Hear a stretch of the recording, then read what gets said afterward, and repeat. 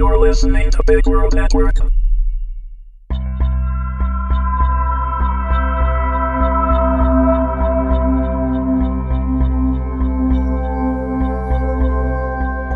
Incubus, Episode 9, written and read by Amanda Meuwissen. Nathan was so angry, all he could see was red. "Please," Sasha said, reaching out to them for help. Jim flinched and pulled away. He was still holding the knife, but limply, as if he had gone numb. Nathan was far from numb. "Please?" he repeated with a sneer, his voice a sudden growl as he raised the shotgun with a sharp pump of the barrel. "You gotta be freaking kidding me!" Sasha stared at him, left to lean weakly against the wall, with half-lidded eyes and a hand pressed to his wound. "So he's supposed to help us, huh?" Nathan said. "Just once I'd like things to go our way, Jim. Just once! But no, even when we think we're getting ahead, some damn Dark Fae has to come and screw everything up!" "I'm not Dark Fae," Sasha said. "Sure you're not," Nathan scoffed. "Was this fun for you? Huh? Was it a game? Make us trust you, like you, and all the while you're lying to our faces, killing the same girls you're pretending to save?" "No." Sasha's knees were starting to buckle, and he was sliding slowly to the floor. "No, it wasn't me. I swear."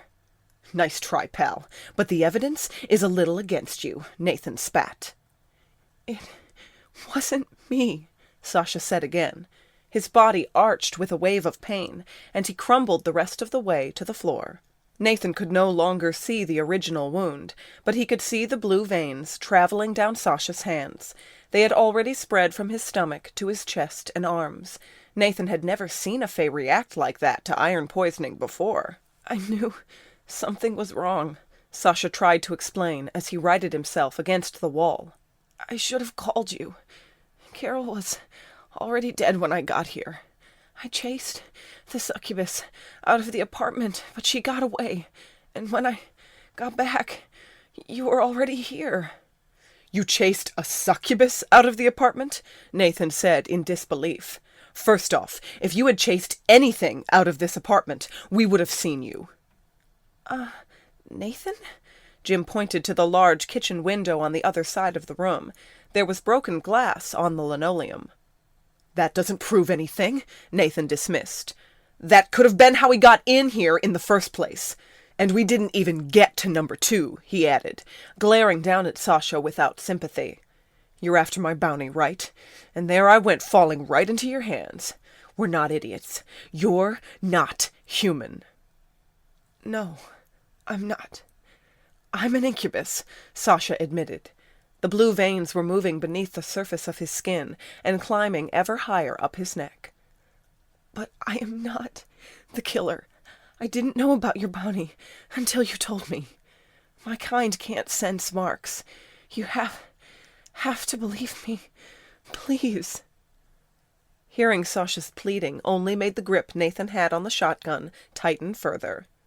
"Go to hell," he said, and started to pull the trigger. "Nate!" "Nathan, stop!" Jim had called out first, but it was Walter's voice loud in Nathan's ear that made him hesitate.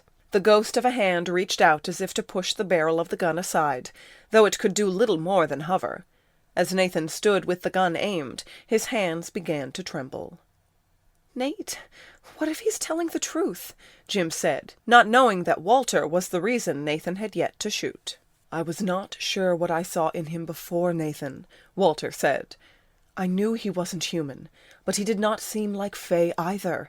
Now I understand. He is neither Dark Fae nor Light Fae. He is both. He is an incubus, but the pheromones left in that room are not his. I saw the succubus myself. I was able to follow her farther than Sasha, but lost track of her. I am sorry I was not here, but you must listen. Sasha does not mean you any harm."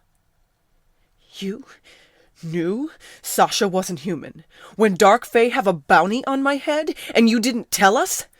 Nathan shifted his gaze to glare at Walter beside him. "He is not after the bounty, Nathan," Walter said. He is the one person who can help you. Would you have allowed yourself to befriend him if you knew the truth?"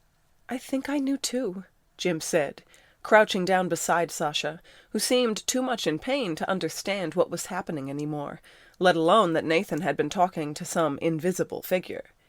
"It was just a feeling before, but I can see it now, Nate, like a switch turned on in my head. What he really looks like." "He's an incubus," Nathan said viciously. "Even if he's not after my bounty, and even if there was a succubus here tonight, how can we trust him?" Jim turned pained blue eyes up at him.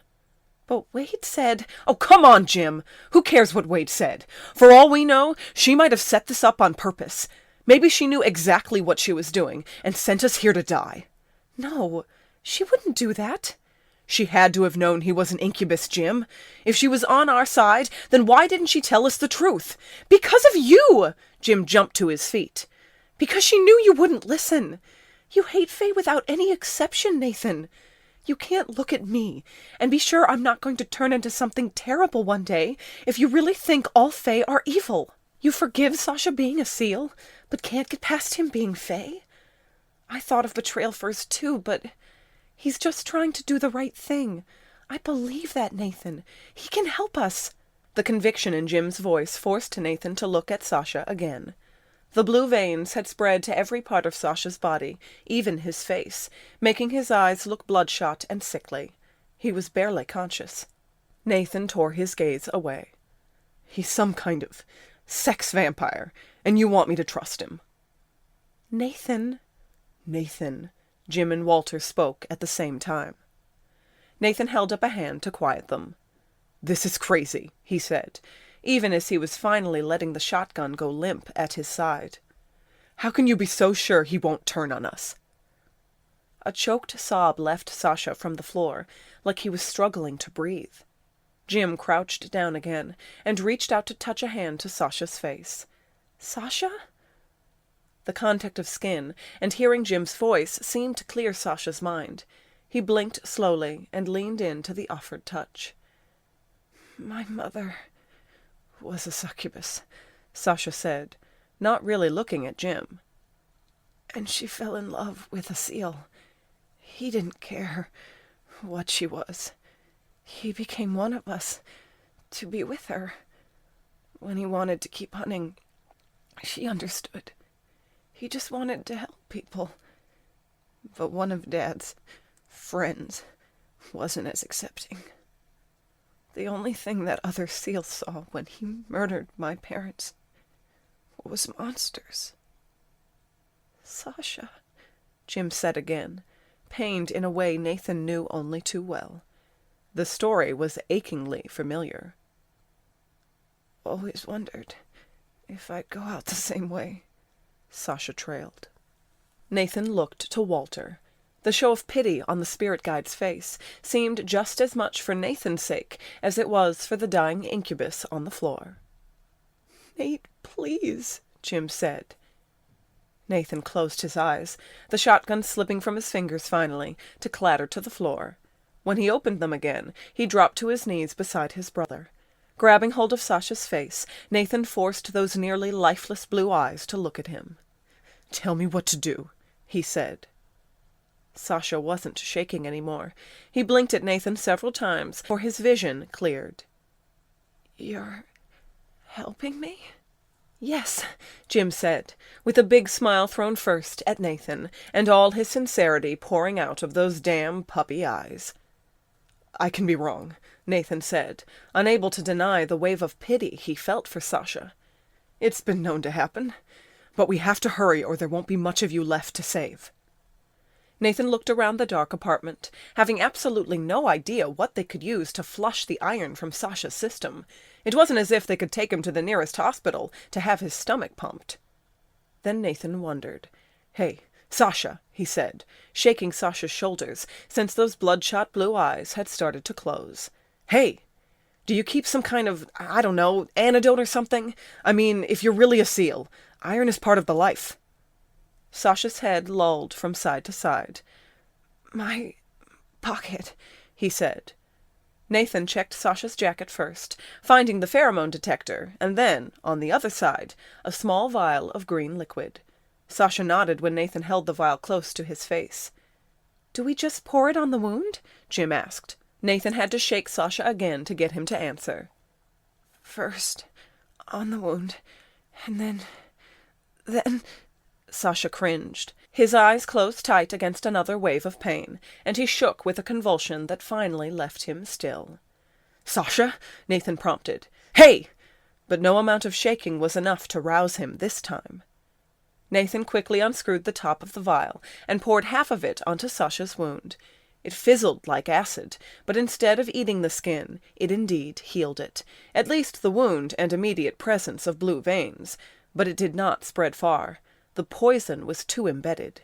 There wasn't time to consider 1,000 possibilities that might waste what little antidote they had, so Nathan took the rest of the liquid and poured it down Sasha's throat. "Nathan!" Jim called out. But foolish or not, they soon saw that Nathan was right. The antidote spread unnaturally fast through Sasha's bloodstream, giving his skin an eerie green glow. It was like a chemical reaction, shooting green fire through all of those blue veins, and forcing Sasha's body to arch away from the wall. His eyes sprang open, flashing a vibrant red, with slit pupils like a cat.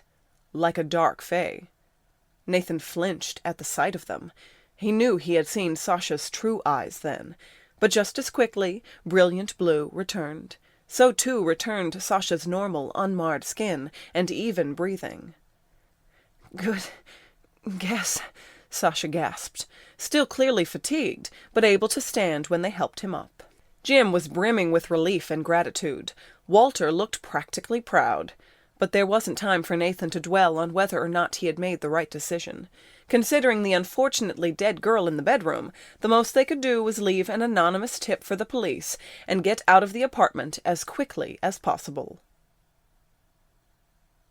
"So I take it this pheromone detector thing is bogus," Nathan said, picking up Sasha's scanner and turning it over in his hands. They were sitting at the small table in Nathan and Jim's motel room. A few items of Sasha's were scattered in front of them, including the scanner and a few photographs. Sasha took the scanner back from Nathan. He appeared healthy despite his recent brush with death, and there was a weariness clinging to him. "I did set it up to scan for some fae pheromones," he said. "Just not for my kind. I can sense those myself." Nathan held back a frown. Dismissing that Sasha was a seal had been easy, because a seal that meant them harm wouldn't play games. A normal seal would have killed them on the spot. Fae were different. Jim was staring at the photographs on the table, which pulled Nathan's attention to them as well. There were two of Sasha's parents, one from when his father was still human, and another after he had been changed into an incubus. "I can't believe it's the same man," Jim said, passing his gaze back and forth between the photos. "I mean, in the first one he has to be in his 40s. 46, actually," Sasha said. Nathan pulled the second photograph closer to him to study it. Sasha had said that the time between photographs was mere months, but as an incubus, Sasha's father looked 20 years younger. "I didn't realize becoming an incubus was a fountain of youth," Nathan said. "Of course, I didn't know a person could become one at all." "We're the only fae who can initiate humans," Sasha said. "Other fae can only make shadow immortals. If you're born an incubus, you age like a normal human until adulthood. If you're initiated as one and already older, you return to that age." Nathan nodded vaguely, staring at the pictures. He was both amazed and troubled at the thought of someone being turned into an actual fae. The gray in Sasha's father's hair was gone in the second photograph, his face clean-shaven and unlined, and his eyes glowed vibrantly. Now Nathan understood why Sasha's eyes had seemed so similar to Walter's when they first met. The eyes were a glamour, a projection. Nathan had seen Sasha's real eyes, and they were as red as his hair, and as slit as any dark fae. "I see you weren't lying about your natural coloring," Nathan said, turning his attention to the succubus in the photographs. Sasha's mother had the same impossibly red hair as her son. Sasha grinned. "Told you. I don't really remember much about my parents, though. My aunt raised me after they were killed." "Killed by a seal?" Jim questioned. "Yeah. Can't believe I said all that." Sasha looked away as if embarrassed by what his iron-riddled brain had confessed. Sort of makes it seem silly for me to be one, I know. My aunt, Shaira, she's my mother's older sister, so she's always been a little overprotective. She was supportive when my parents wanted to be together, but she's never really forgiven Seals for what happened to them. She wasn't too thrilled when I said I wanted to follow in Dad's footsteps. So you said, Nathan remembered. Did she actually call the other day, or were you just making an excuse so Shu wouldn't see what you really look like through those goggles? Sasha's face flushed with guilt. Okay, that one was a lie, he said. I wouldn't have gone along to Shu's at all if I knew that's what you were trading with him. He's a good guy, deals with a lot of Fae, but mostly through proxy. I didn't want him thinking I'd been lying all this time with some kind of ulterior motive. I can't imagine he would have taken it well. Maybe he'd surprise you, Jim said, smiling at Sasha warmly. Friendly, like there was nothing different between them now. Nathan couldn't help sizing Sasha up instead, gauging all the different ways he might have to defend himself if he was ever forced to fight the Incubus. Still waiting for me to attack, huh? Sasha startled Nathan with his adept assessment. I didn't know about your bounty, Nathan. I haven't lied to you about anything else.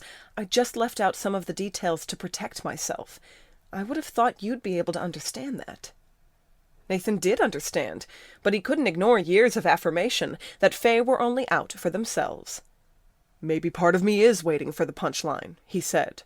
For you to turn out like every normal dark Fae we've ever come across. I don't usually make friends with things that aren't human. Nathan, Jim admonished. It's okay, Sasha said. You could have let me die after finding out what I was, but you helped me. I understand trust will be hard won.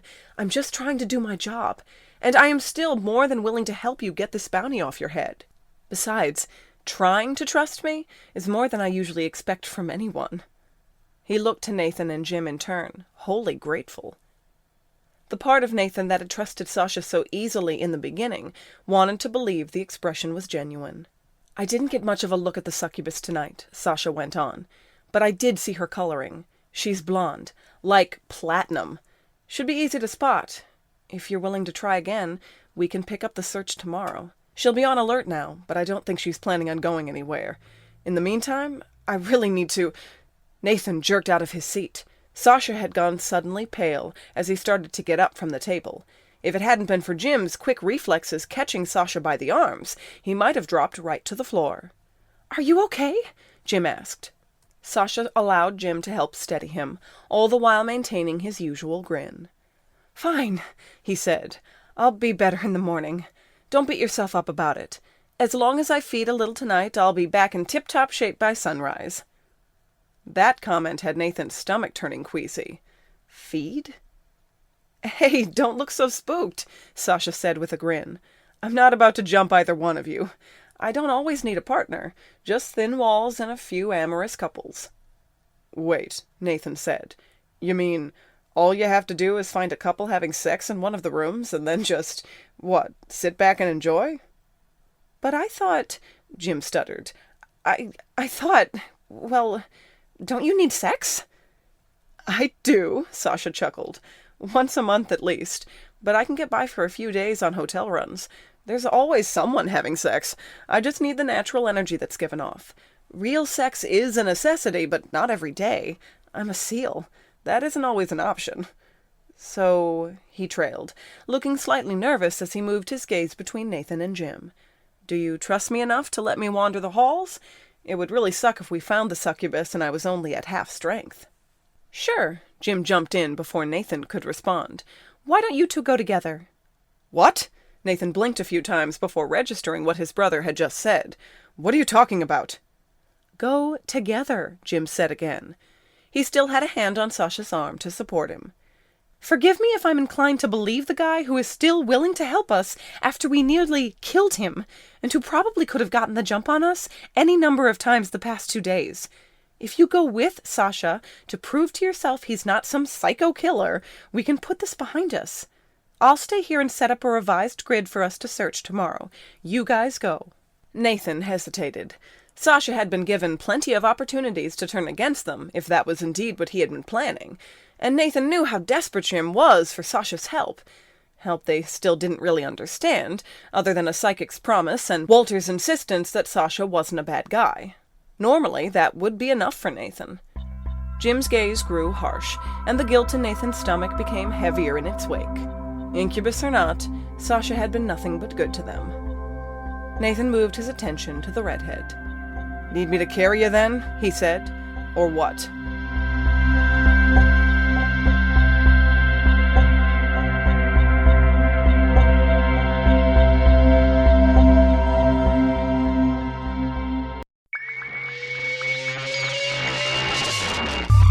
You're listening to Big World Network.